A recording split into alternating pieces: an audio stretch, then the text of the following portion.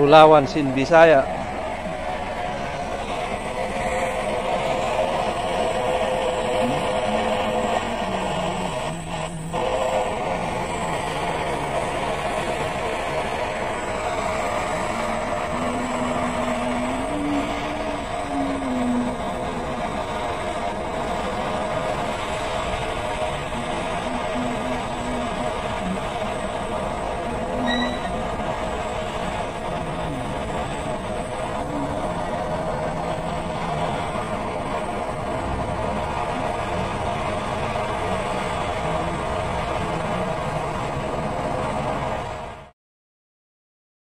Alright, ayan. So yun, pasensya na at naputol yung ating video. Nakurap dun sa SD card.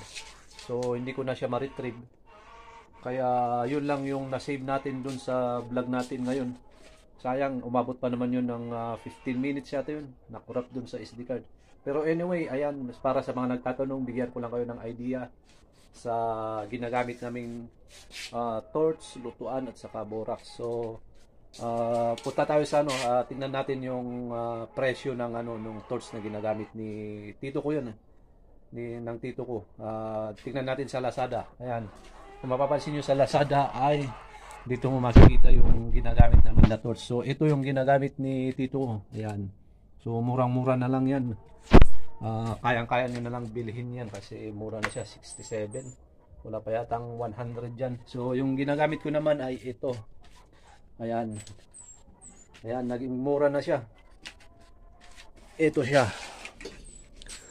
Ayan.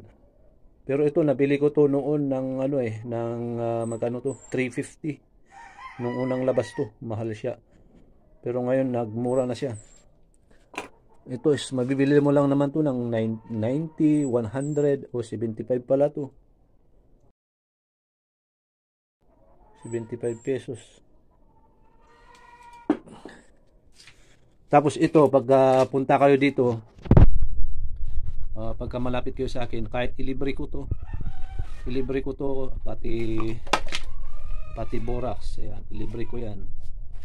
So ito kasi hindi ko pwedeng sabihin yung presyo nito at itong borax kasi baka may matamaan tayo na seller dito sa amin. So hindi ko siya pwedeng sabihin yung presyo niyan. Pero ito, mura lang naman to. Wala tong walang 100 dito. Ito naman is per kilo kasi ito. Yung presyo ng borax per kilo. Ito yung itsura niya. Ayan. Okay, ayan. So yun, maraming salamat sa mga nanood. Pasensya na, naputol talaga yung ating video. Sayang,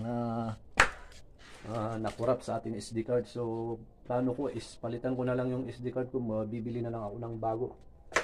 Yan, maraming salamat, hanggang susunod at keep safe.